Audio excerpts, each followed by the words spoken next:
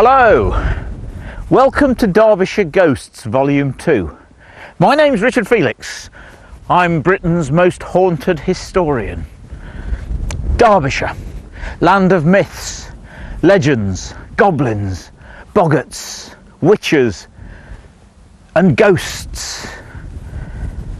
What better place to start a video about Derbyshire ghosts than here in the middle of Derbyshire at Arbour Low, Derbyshire's Stonehenge. On this video we're going to be visiting haunted pubs, stately homes and private houses. We're even going to be revisiting one or two of the places that we visited on Derbyshire Ghosts Volume 1. But this magical place here at the start of the Peak District in Derbyshire has been here for well over 3,000 years.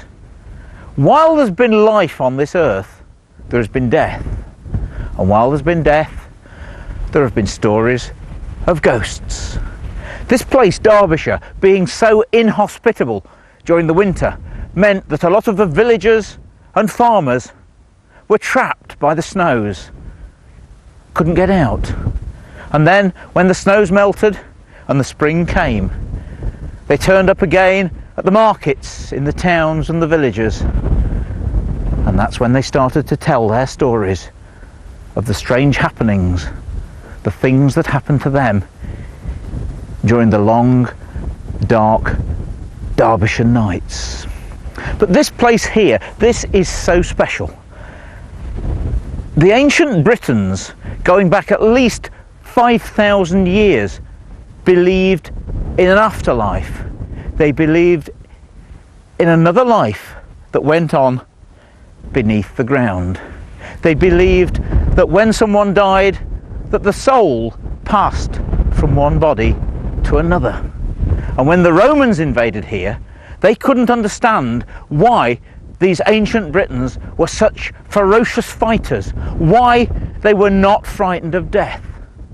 And the reason was, of course, because they believed that death was not the end, that they went on to an afterlife. Now, this place where I'm standing now is a very ancient site. These huge stones that are here now lying down were once standing up. It looks like a clock face. And I'm a great believer in a theory known as the stone tapes. I believe that stone can hold a recording, very similar to videotape and magnetic cassettes. And what I'm going to do is conduct a little experiment while I'm here at Arbour Low to see if I can actually detect any energy that's still being produced from this incredible site here at Arbour Low. This is one of the largest standing stones here at Arbour Low. And if I can just explain a little bit about my theory of the stone tapes. I believe that stone can hold a recording, very similar to a cassette or a videotape. It's to do very much with tragic, traumatic, premature death. Murders, suicides, battles, accidents, and of course sacrifices. The amount of human sacrifice that must have gone on here at this place is a reason why I believe it is so haunted. There are stories of boggarts, vengeful spirits that still linger. People living around this area will not venture onto this site at night for fear of the boggarts. But back to this stone tape business. What I have with me is a crystal which can detect energy. Many years ago I was reading a book about dowsing, and it stated that this person had a dowsing crystal similar to this one. When he went to Avebury, he put his hand on one of the stones and felt the energy surging through his fingers, through his body and down into the crystal, which made the crystal go backwards and forwards like this. I've tried it frequently and it works, but I've never tried it here, not at Arbour Low. And I must say it's a very windy morning in October. The stone is now completely still. I believe if I put my hand on that stone, it'll be like plugging into a 13 amp socket. The energy will surge through and start this crystal to go backwards and forwards. We'll soon see. Here we go.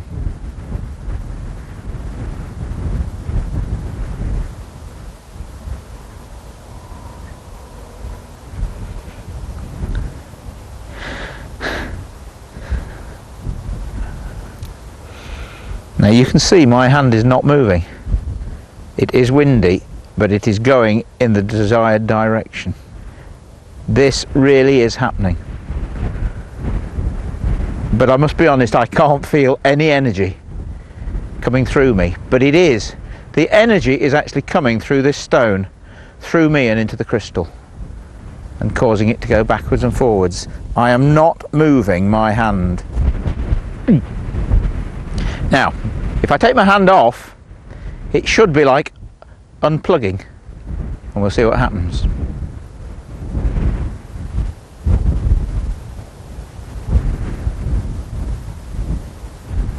And it does stop. There is more to heaven and earth than any of us realise.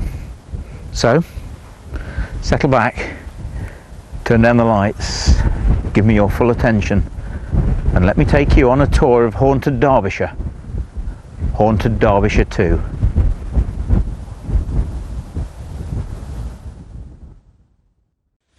And this is more like Blair Witch country than Derbyshire.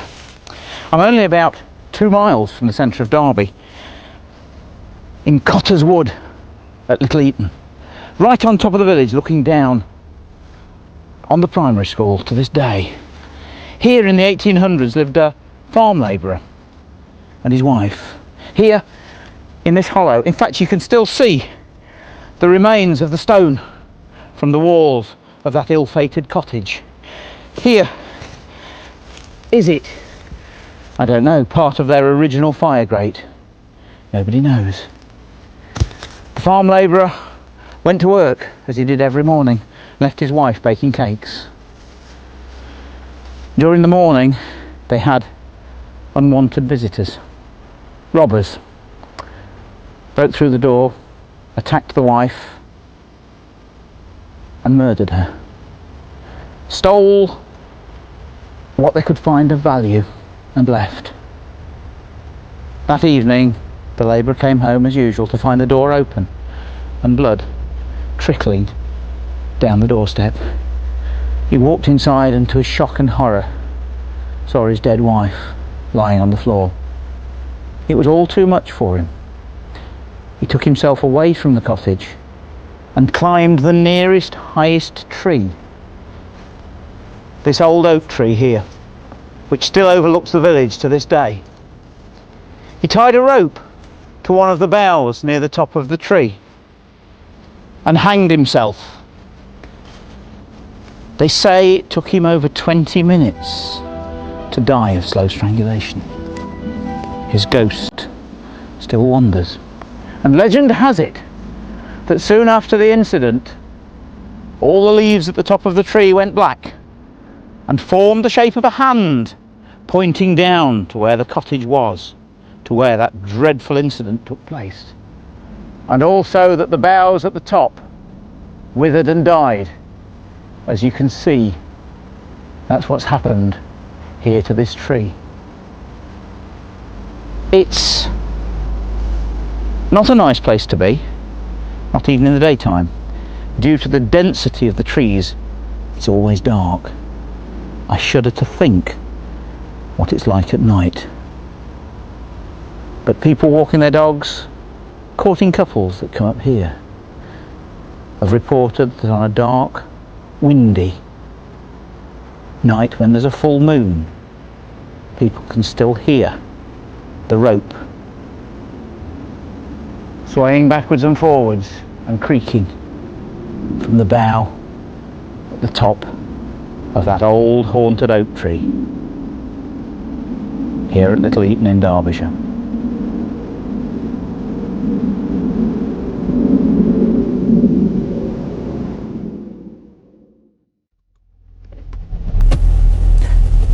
This is a true story told to me by a gentleman called Mike Woodhouse. He was quite a famous fruiterer in the centre of Derby, and he lived out here near Belper. This place is called Blackbrook, and he was driving down this road at 11:30 on a Monday morning. It was August 1992. He came round this bend here, and there was a lorry coming the other way. He noticed also that there was a horse with a rider on it, dressed in black, in front of him. He pulled up here to let the lorry go by on the other side of the road, and still saw the horse with the rider more or less where the large tree is there. He was more concerned about the lorry, so obviously he stopped looking at the horse, and then when the lorry had gone, continued. The horse and the rider had gone. It was wearing black. He found it rather strange because the rider had got a tricorn hat and a long black cloak, and it was at that very tree that I've just passed. He didn't think any more about it until he got up here to the junction, the crossroads, and this is the main Ashbourne to Belper coach road. When he got here, he was obviously looking for traffic, and he looked to the left to see where the horse and the rider had gone, and they had literally gone. They had disappeared. They were nowhere in sight. He thought no more of it. He pulled across the road and continued up to his house, up here, up Dally Lane. He got home and he mentioned it to his wife. He said how strange it was that he'd seen this horse and rider dressed in old-fashioned clothes, and then it had just vanished. And he then thought no more about it for 3 weeks. 3 weeks later, Mike Woodhouse was driving from his home down Dally Lane. It was 5:30 in the morning. Remember, he was a fruiterer, and he was on his way to the wholesale market in Derby. He was not thinking of ghosts. He was not thinking of horses with highwaymen on it.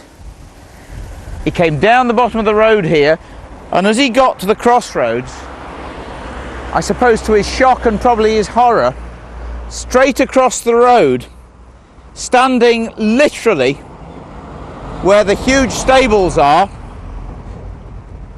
where the sign, the de-restriction sign is, was a figure sitting on a black horse.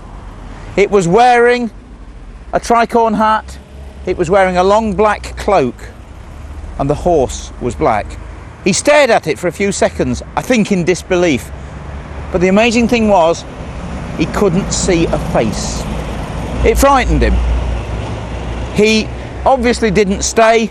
He turned and went off to work, and really and truly thought very little about it. That was the end of it. He still really didn't know what he'd seen. And then the following week, 5:30, Wednesday morning again, he was coming down exactly the same road, Dally Lane, same time. He was thinking about it this time. He got to the crossroads, and yes, the figure was there again. This time he really was concerned. He locked the doors of his Range Rover, but he stopped this time and he thought to himself, I'm going to see this through. And he drove very slowly forward, peered out of the windscreen to have a good look at it. He could still see the figure there, but same thing again, no face. And then it vanished. And then Mick again went off to work. Now, Mike Woodhouse is a very down-to-earth, ordinary sort of bloke. He was a market trader. He is not the sort of person, A, that sees ghosts, and B, that would make stories up. He declined to be interviewed on this because of the fact that he didn't want people to think that he was going to make a fool of himself. I've spoken to him about this in great detail. He brought me here and actually showed me the exact spot where it all happened. That man is very genuine. That man saw the ghost of that highwayman here. Now, there's lots of stories of Dick Turpin being around here. He's been seen on the Chevin. He's been reported by other people. And since Mike's story, which actually went on Radio Derby, other people have, for want of a better word, come out of the woodwork and told of their stories, of their sightings, of the figure of a highwayman here and on the Chevin. And other strange things happen here. There have been many accidents. It is a dangerous crossroads. But one morning, again early morning, a motorist coming around this bend for no reason whatsoever skidded and crashed into the wall here at the very end of what was the original coaching inn. That motorist was killed, and the police have said there was absolutely no reason whatsoever for him skidding and crashing here. Did he perhaps see the figure of that ghostly highwayman here? Nobody knows. But there is actually even more to the story, because our cameraman actually lives in a stable just over here. Now, how spooky is that? And this little cottage down here is actually the cottage of our cameraman Steve, who is actually filming me doing this. He'd been out drinking one night. The taxi dropped him off here, and he went through the wall, as you do, down these steps. And remember, Steve had had one or two that night, hadn't you, Steve? I had. And he came down the bottom here, and standing here, as if he was waiting for him, was a figure in 18th century costume, got a big black cloak on. The figure confronted Steve and said to him, excuse me sir, I'd like to ask you where you've been tonight and what you've been doing. And remember, Steve had had one or two, and well, perhaps doesn't suffer fools gladly when you've had one or few, as some of us don't. Sent him on his way. Steve thought that he was a reenactor, because at the back of here are more cottages, and every now and then they have murder and mystery nights. And Steve quite genuinely thought that this chap thought Steve was part of the cast, which he wasn't. Steve went in and went to bed, but the following morning actually spoke to the owner of the holiday cottages and said, "You had a rowdy bunch last night. One of your reenactors on the murder and mystery was actually down here waiting for me." And the chap said to him, no, he wouldn't. We haven't got anybody in the cottages this week at all, and we haven't done a murder mystery night for quite a few weeks. So who was that figure that stood here and confronted Steve? We'll never know. This is the Peacock Inn at Oakerthorpe. This is a very famous inn. It stands on the London to Sheffield coach road. In earlier days it was known as Ricknell Road. And this place has been here certainly since the 15th century. Before it was a coaching inn, it was a monastery. I've already been here once. We visited this place on Derbyshire Ghosts #1, and something not very nice happened to me in the cellars. There's a long tunnel leading all the way through to Wingfield Manor. Last time I was here, I was rather unprepared. It's flooded down there, and we couldn't go very far. But then again, I didn't want to go very far because the candle kept going out. But this time, we're back prepared. I have a large torch, a pair of wellies, and a bigger candle. So, not really looking forward to this, but let's go in, see what happens.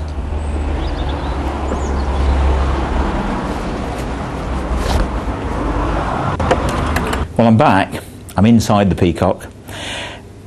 I've never tried to hide the fact that I am frightened of ghosts, and this is not for the video, this is genuine. I always have been. The fact that something actually happened to both Steve and I, the cameraman, down in the tunnels under here, makes it very difficult for us to go back, because we both hightailed it out of here last time. I've got my kit, my wellies, because it's flooded down there, the trusty EMF meter, And Steve's 1 million candle power torch, just in case. And the candle, bigger one, this won't blow out. And the landlord has furnished me with a stiff brandy. Bit of Dutch courage before I go down. So, cheers. Here we go. I genuinely am quite apprehensive about doing this and going down into that tunnel. See what happens.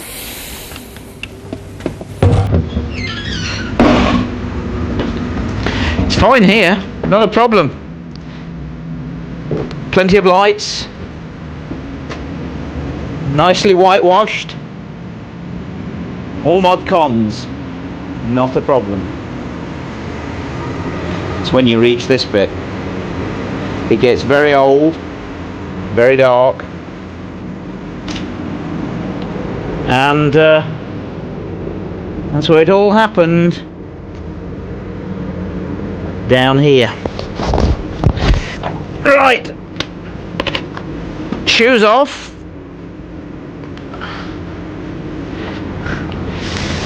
Wellington's on.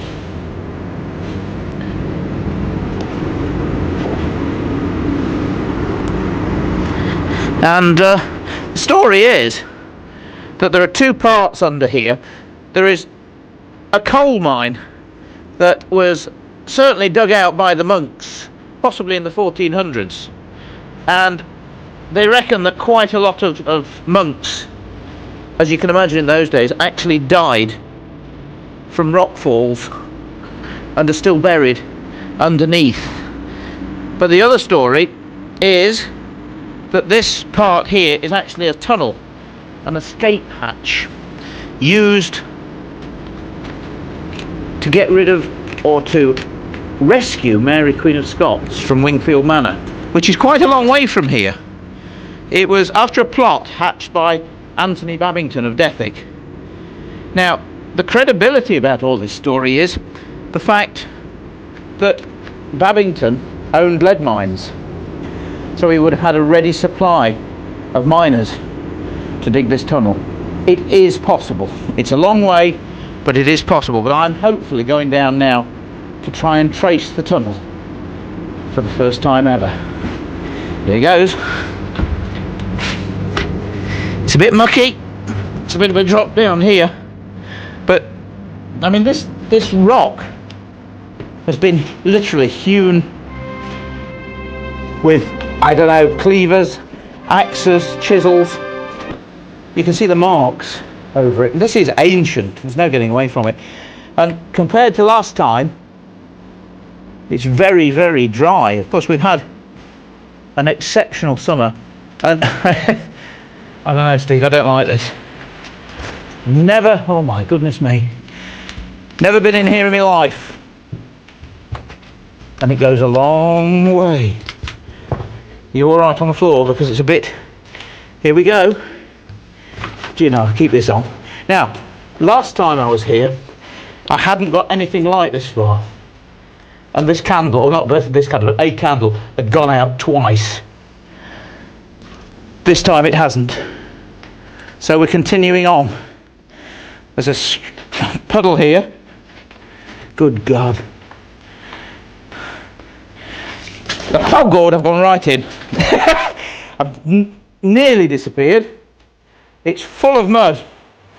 And I feel like I'm back on Hoylake Beach when we got stuck in the mud in the vehicle. Try and pull myself out. Yes. How can I get round? This way, I think. I think, Steve, but much as I don't want to go on my own, oh God, there's another one down there. I think you need to stay here. I don't like this. My goodness. I'm going to carry on. I'm daunted. Oh God. Don't know whether you can get the camera over this way. If you can move a bit farther forward, Steve. Keep coming. There's a tunnel that's completely silted up here, stretching off somewhere, I don't know where. And I'm nearly through this bit. There's another one. Oh gosh. There's another one going off here. to the left and there's been a rock fall. It looks bloody dangerous. Perhaps I shouldn't speak quite so loud. And the candle's gone. Now, somehow, I presume you got that on camera. I've got to light this again. I'm not letting go of the torch, but I don't like being in here. My heart's racing, and I need to see nothing down there. Now, come on, don't let me down, God. Do not go out again.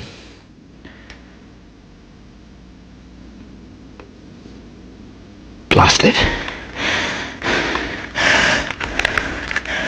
Now, there have been reports of ghostly figures of monks actually wandering along this tunnel. That was me. I'm breathing heavily. And apparently there's a lot of poltergeist activity takes place upstairs. If it doesn't go this time, I'm going. Alright, it's back on. Now we'll see what happens. Candle burning. There's no draft in here at all. There is no possibility. Come on. I don't believe you. Keep going. It's gone again. I'm going on.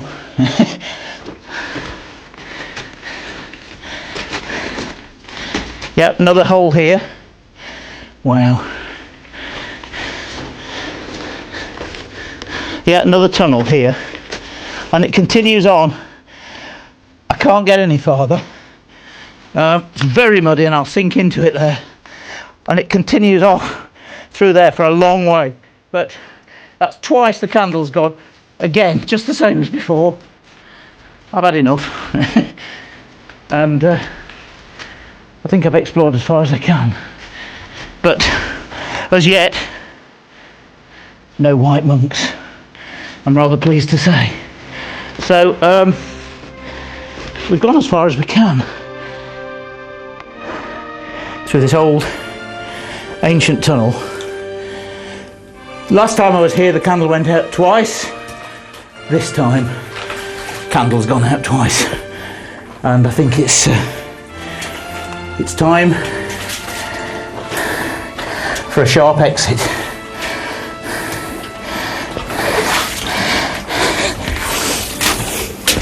The last lingering look at the tunnel. And what does it look like in the dark? Oh my God. We don't like the dark. Let's go.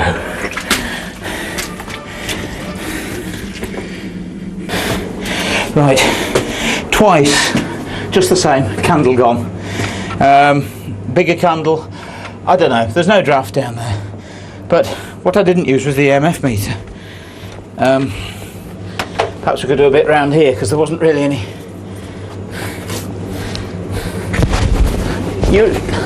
Nobody's got the EMF meter. Deli, you haven't got the EMF meter, have you? No. I've got it. I had it on my inside pocket here. Definitely had it. I put it on my inside pocket.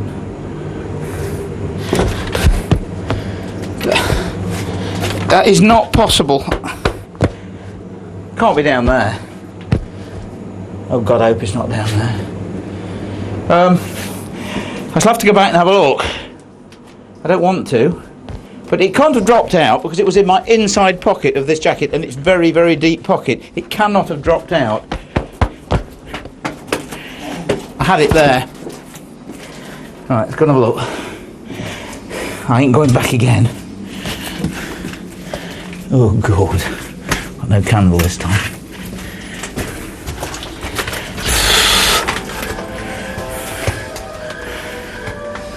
Hey look! Shit. It's on it.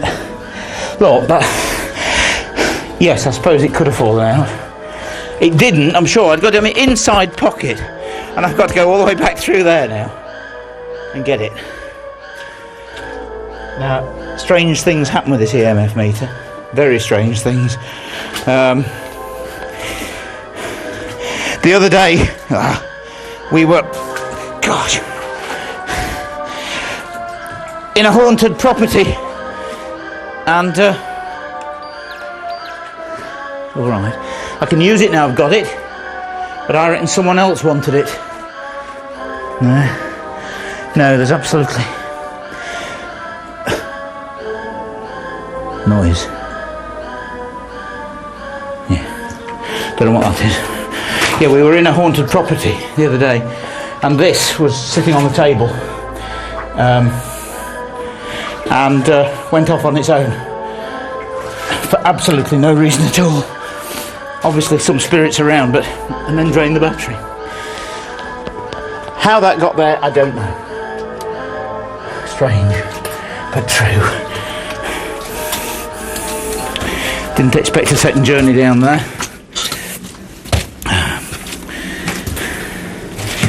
Now, I don't know about that, I really don't. Last time I was here was with the Derby Evening Telegraph. They brought a photographer down to cover the National Ghost Tour of Great Britain. A lad called Stuart. And while he was here, he had 8 fresh batteries drained from his camera. He said it was not possible. He was showing me, he said, look Richard, he was saying, look at the meter on the side of my camera. He was saying, that's fully charged. And within 2 photographs, it was completely drained.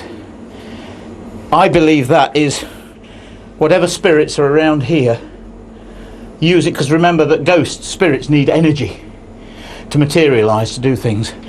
And I think they were taking the energy from his batteries. He said he'd never, ever known that to happen before. But it happened here. I think that's enough. I think I'm ready to get out again. So I'm going.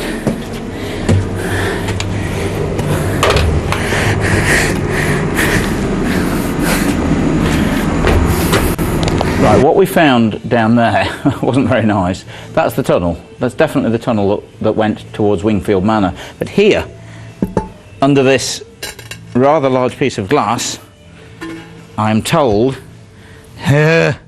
is the original coal mine. And it's rather difficult to get down there, but you can actually see down, there's a skeleton down there. I hope it's not real, but you can actually see the tunnel going round the corner, and it is a different tunnel. And the landlord tells me that this is the actual coal mine, not the escape tunnel. So another first, something that we've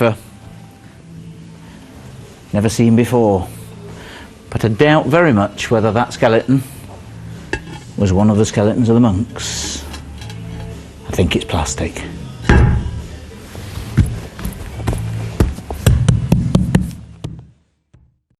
Right, now this is a scoop, to say the least. I'm inside a wonderful old cottage farmhouse going back certainly to the 1680s. With me, Clive and Kelly, and we've actually got an active ghost, a poltergeist here in your home. And it isn't very often, I'll be honest with you, that you get into a private residence to do this, because a lot of places are pubs and clubs and hotels. I mean, you have no axe to grind. There's no reason for you to come up with stories of ghosts to attract people to come to your house, is there? I don't want them here. Exactly. And so, come on, quickly, Clive, because the amazing thing is we're standing here with coffee, and in about a few minutes, 3 exorcists are coming here. The clergy, a vicar, a reverend, and we don't know who else yet, are coming here to do an exorcism in this property. And this is how desperate you are. Well, the vicar came out, well, the local priest, real nice chap he is, and he came out and blessed the house and blessed us and said as we've got an earthbound spirit. And he said a real nice prayer and offered it a way out and showed it the light to go. Yeah, as they do. As they do. But then when he'd finished that while drinking his coffee, they said this is going to do one of 2 things. It'll either settle down and go, or it will wind it up. And it has wound it up, definitely. When was this, Clive? A few days ago? What day was that? Friday? Yeah, I think, yeah. Yeah, it was Friday. Yeah. Thursday, Friday last week. And it's now Tuesday. And things have got It's Wednesday. things have got worse. Yeah, things have got worse. Stuff's being moved around, and it's very, very unnerving. Frightened me to death. Yeah, you have actually both moved out, of course, for a period of time. Yeah, can't hack it. The only time I feel really safe in the house is if I've got the dog with me, because I'm convinced, is it with the peace offering as it's gave to the dog with the fruit. Yeah. I do think as it's not frightened of the dog, it doesn't want to upset the dog. Yeah. So when the dog's with us, we don't It's get the all right. cold shudder and all the bits and bobs. Now the dog sleeps in the kitchen, and one night or one morning you came down, I believe, and found fruit. There's a bunch of 6 bananas. Yeah. And 5 oranges, which had been lifted out of the fruit bowl, carried off the table, across the kitchen, and put by the fruit bowl. Now dog bowl, sorry. Yeah, on the floor. On the floor. Now you could turn around and say, well, the dog had done it. Yeah, fine. It's a very little dog. We'll probably see her later. Yeah. Terrier. The dog never gets on any furniture. Having said that, she got on the chair this morning. Yeah. But the table was full of keys, paper, pens, stuff. Nothing had been knocked on the floor. Now, a bunch of 6 bananas is quite heavy, and for a dog to lift it... There'd be teeth marks. There'd be teeth marks, slobber. It had moved 5 separate oranges and carried them all. So it had done 6 journeys up on the table. No claw marks on the table, no nothing. And the lot was put there, the whole lot. And the dog, of course, is frightened, is she not, in the kitchen? Sometimes she'll go in, there's no problem at all. And normally we've traced it, sort of tracked it down. When anything's happened, the dog is petrified. Really? Absolutely out of the room. petrified. Really? Yeah. She stand in corners looking at things, or She'll just bolt out of the room. Really? Yeah. I mean, times when we felt the presence in the kitchen, the dog will just bolt out of the room. Right. And sometimes when she's in here, if the log burner's going, she'll get comfy in a basket. All of a sudden she'll come running in there and jump straight on your knee and just push herself back.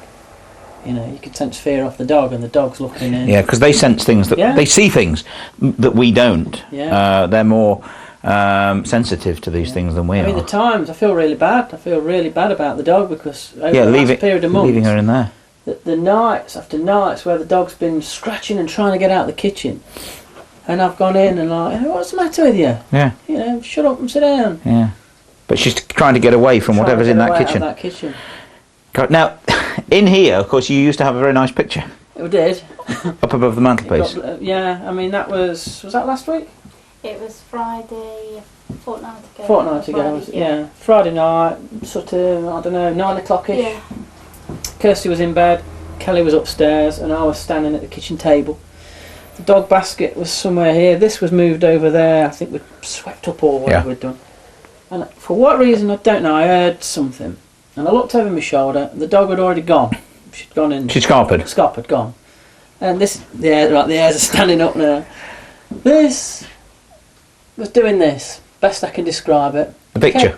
The picture was off that. It was there, and the next thing, it just slammed down. And the noise was just, it's like chucking a brick through a window, and glass shattered. The glass went in that room from here. Just shattered to pieces. So it was force that threw it up, but it's something lifted it off this this nail's still here. Yeah. It's it's a strong nail because it had got a cheap, crappy metal frame on it. Yeah. But it was a nice picture, and somebody said the heat from that had warped the frame. But if you put your hand on the bulb, why can it not? It is hot. Well, but on the wall, it's not going to do that. Put your hand on the wall. Yeah, it's not going to do that. It's absolute rubbish. Yeah. The string wasn't broken on the back of the picture. No, so it wasn't, the string had broken and it just happened to fall at that moment. But you actually saw it like this, moving. It was moving. And that's the bit that's a bit... Absolutely typical poltergeist activity. And then, I think it was the following morning you got up, didn't you, and walked in there and all the fruit was there, and that was it then. I thought, can't cope with this anymore. Now, this is, again, unusual. We had to stop filming absolutely abruptly because Stephen, cameraman, actually spotted the car pull up and the clergy have arrived. Now the last thing we wanted was to upset things in any way or upset them, so we just had to stop filming because I'm absolutely positive that much as we'd like to, there's no possibility that they would let us film them doing an exorcism. So we've stopped for a few moments and I've come outside. I am actually going to ask them if I can come back in, because I've never witnessed a real exorcism, but we'll play that one by ear. Right, they've been, the vicars have been. We stayed out of the way, of course, didn't want to disturb or upset them in any way. What did they do? Well, they first of all told us of some of the experiences that they've had in the past of helping other people out. Yeah. Which was quite disturbing, really. But there you go. Mm. They said they brought a little silver sprinkler thing that they got holy water out of the fountain, and they went into every single room of the house and gave it a bit of a shake in every corner, which was apparently blessing the house. Yep. We all stood in here, and they blessed us and blessed the house in a prayer. And that was about it, really, wasn't it? The only thing they said, they gave the spirit guidance and recommended, as you might say, and if you're stuck here, go to the light. That's your way out if you are stuck. Yeah. Yeah.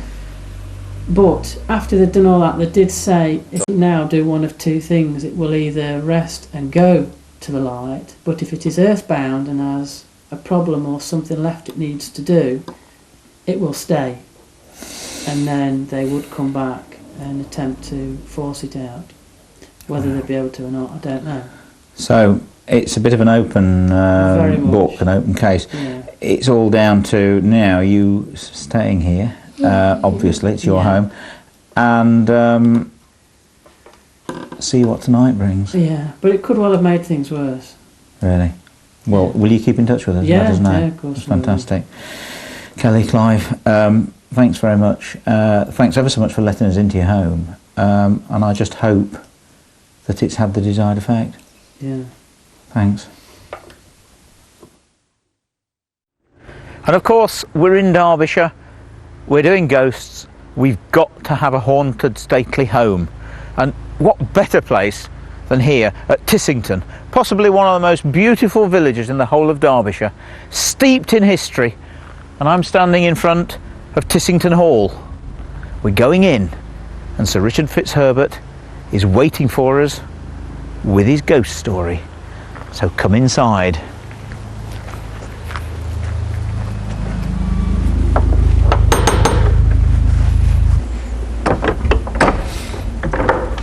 So Richard, you're in. Richard. Now, ghosts, I believe? Well, possibly. I thought so. Inside? Let's Or go out? in. They're inside ghosts, Come are they? inside, Yeah. We'll find out a little bit more. Great about stuff. it.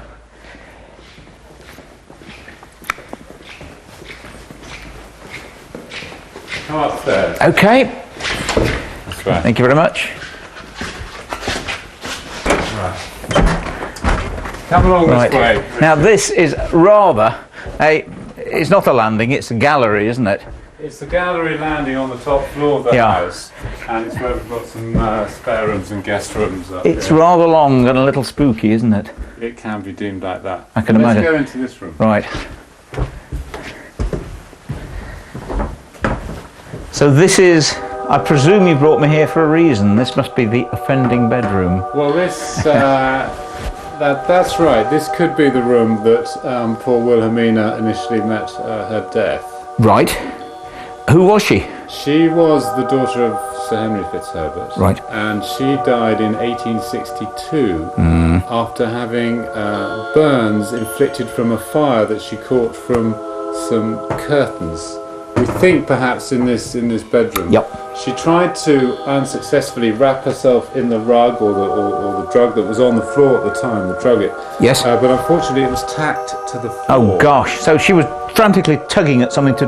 That's right, to distinguish While she was the blazing. Fire, the fire having started from candles lighting the by the curtains, yeah. And so she then went onto a bed at the time and set the bed alight. She was in fact trying to wrap herself in the covers, I presume, to put the fire out. Well, this is how we perceive the story. And then her sister came along and dragged her down the corridor and put it out.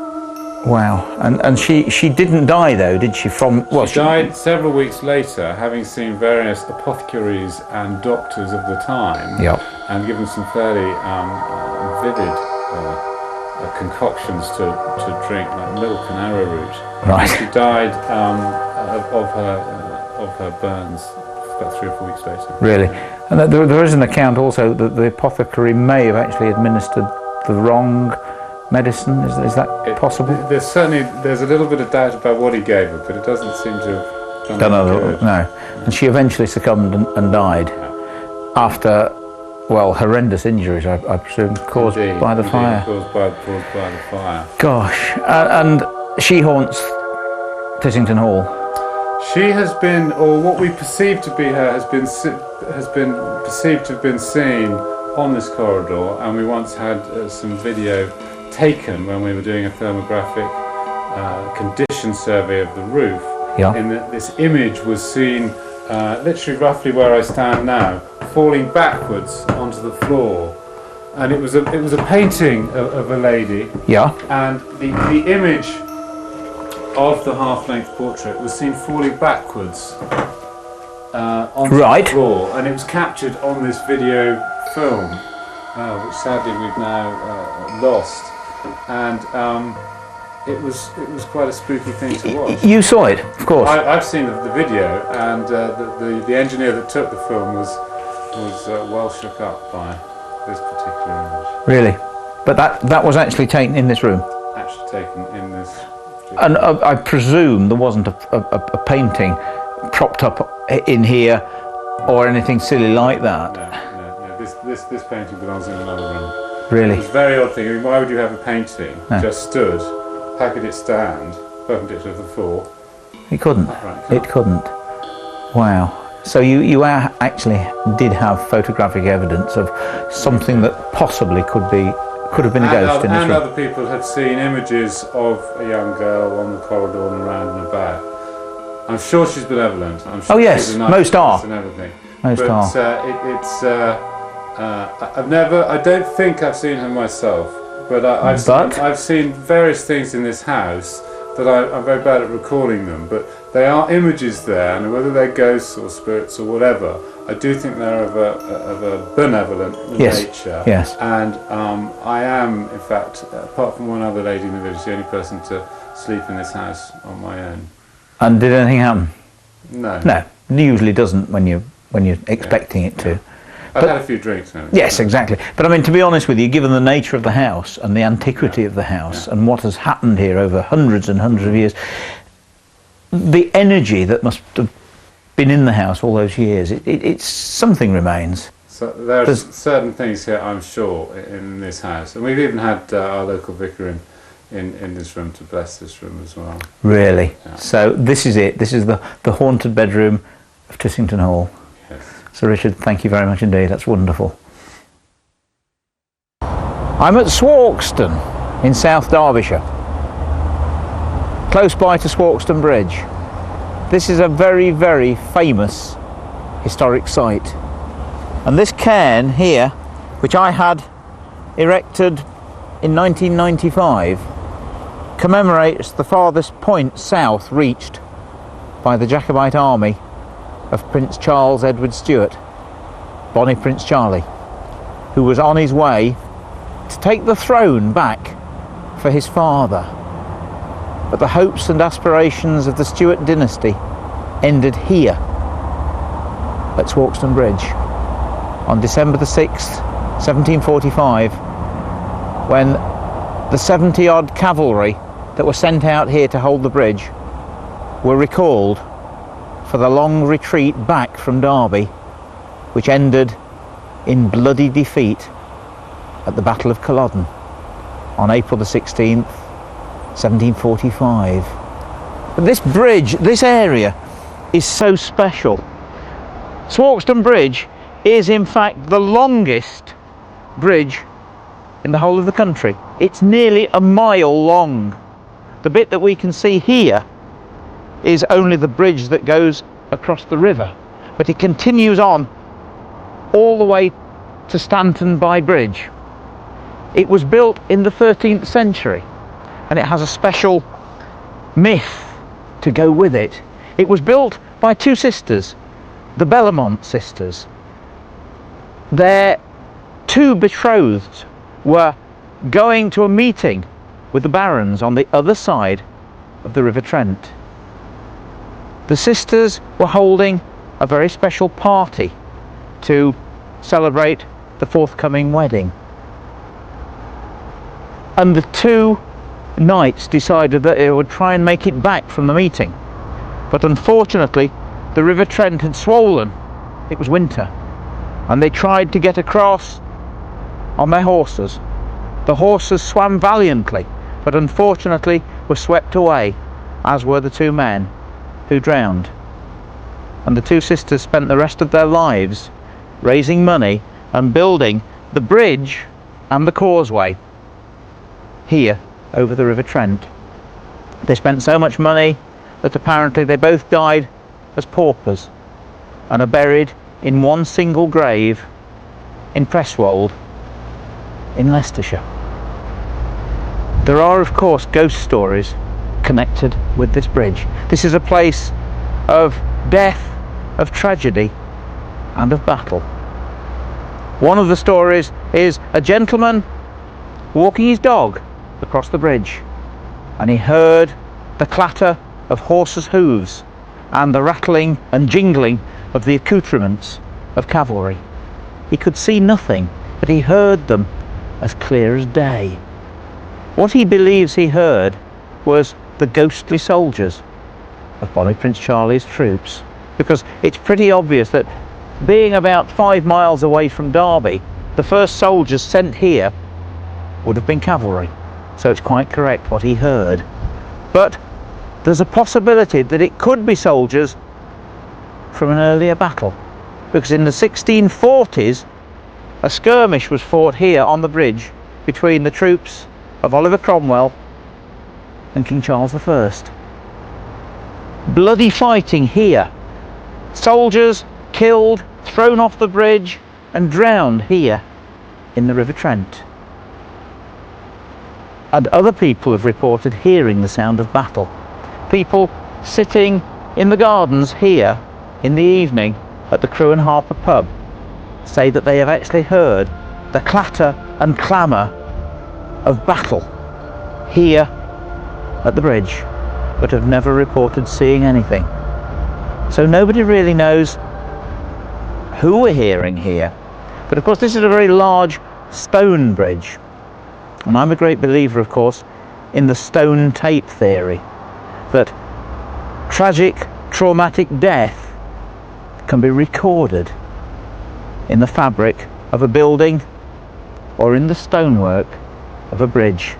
And I believe here at this ancient medieval bridge and causeway that we're hearing the clamour of earlier times, of tragic and traumatic death that is replayed over and over again at certain times of the year, when it's possibly the anniversary of the deaths, or possibly when the atmosphere is the same as on that fateful day.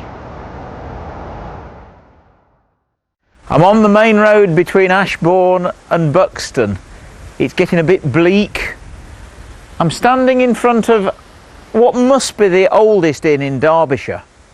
This goes back to 1472. That's before the Battle of Bosworth. It's called the Bully Thorn, or the Bull in a Thorn Bush. It's been an inn since the 1660s, and a place of this antiquity just has to have more than its fair share of ghosts, and it has. And the landladies experience quite a few of them. So come inside and let's find out all about it. And I'll tell you something else about it. It's got one of the spookiest, creakiest doors I've ever heard. Right, well, we're inside the Bullithorn. With me, the licensee, Annette. We go back a long way because I used to bring people out on haunted Derbyshire tours on buses here a long, long time ago. And originally, of course, you actually worked here. I did. Before you were the licensee, so you know all the landlord before us. So you know all the ghostly goings on for many years, don't you? We're not bothered by them. No. We live with them. They live with us. We have odd moments where they sort of make sure that you know that they're still here. Yep. But they're quite happy, I think, with us.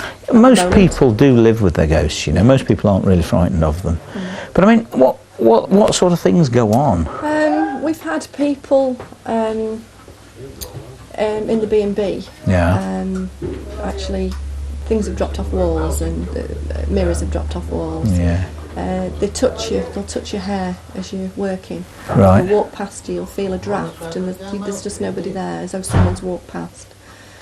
But we don't.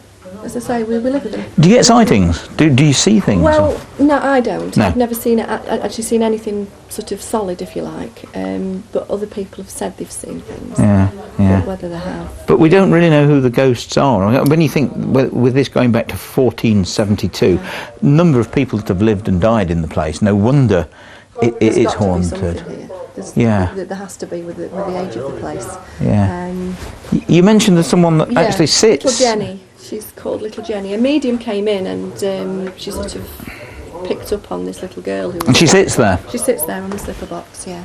Crikey. She died in the plague times, but not of the plague. Right. The 1640s, 50s, 60s, yeah.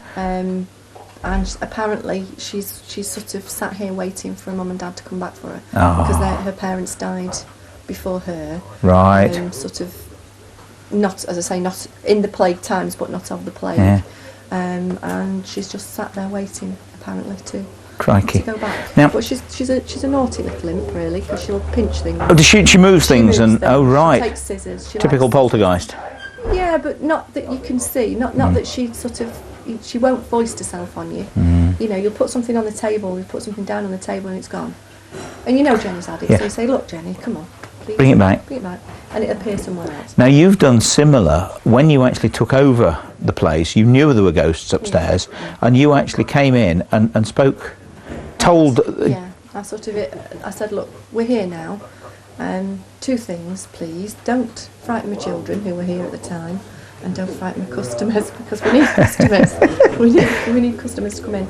And they didn't. We've had odd things happen, like the mirror and the pictures falling off walls and things, but it adds to the flavour of the place. Of course, really. a place like this needs ghosts. Yes, it does. It but needs it's not, I mean, I've known this place for a long, long time, and there's always been something here. Yeah. We've not made it up. It's always been here. Yeah. It's always been a haunted place. Of course we do. That's why we're here. The atmosphere is lovely. Yeah, exactly. Now you've also got a dead man's chair, or a ghost has been seen on this chair over here. That one there. Yeah. And the story is it came from Chatsworth. Right. And I mean it's got incredible, isn't it? Yeah, yeah. It's William Cavendish chair. Right. Oh yes, Earl of Devonshire. Yeah. And the story behind it, so we've heard. We don't know we don't know whether it's true. That there was a fire at one time at Chatsworth. Yep. They took all the furniture out to save it. 5 chairs went back. 1 appeared here. Really? We don't know how it came. People report seeing a figure. Yeah, they have seen people sat in the chair. It's not. I mean, we used to let people sit in it. Yeah. Now it's getting a little bit. Yeah, it old, would get. it does get abused if it's turned round and drops down the steps. So we just leave it cordoned off, and I think people like that. Think, bit more special. Yeah. We don't want to sit in the chair just in case we sit on his knee or exactly. whoever. Yeah. They think it's a man. Really? Yeah. Crikey. So basically, if you're travelling down the Buxton Road from Ashbourne to Buxton or anywhere around here, you want a haunted place, you want a good meal, because you do some extremely good meals, I know that, bed and breakfast as well. You might see a ghost while you're here. You never know. It's got to be the Bullythorn. Absolutely. Super. Thank you very much indeed. Welcome.